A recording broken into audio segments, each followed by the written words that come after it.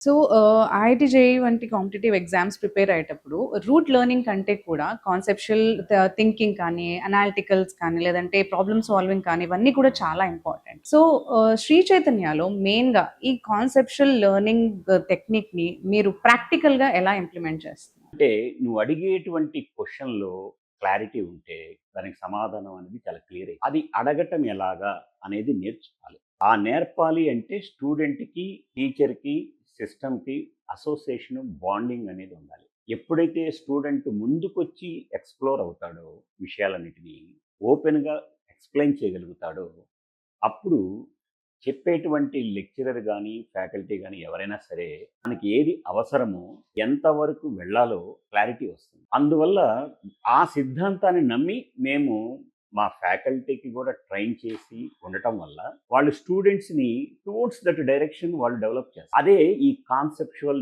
జర్నీలో చాలా యూజ్‌ఫుల్‌గా ఉంటుంది.